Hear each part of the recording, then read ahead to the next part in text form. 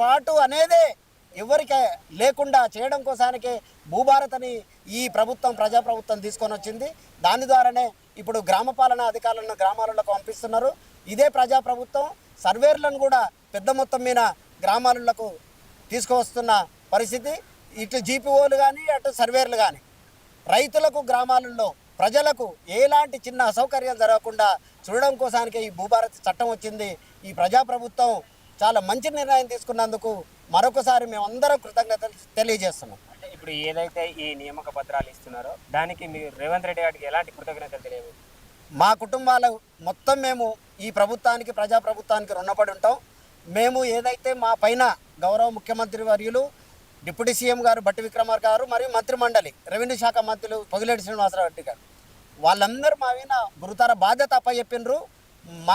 మేము ఎలాంటిది గ్రామాలలో ప్రజలకు అసౌకర్యం కలగకుండా నిరంతరం ప్రజలకు అందుబాటులో ఉండి మా సర్వీసెస్ ఇస్తామనేది ఈ సందర్భంగా మేము తెలియజేస్తున్నాం. ఈ ప్రజాప్రభుత్వానికి మంచి పేరు తీసుకురావడం కోసానికి మా వంతు కృషి చేస్తామనేది ఈ సందర్భంగా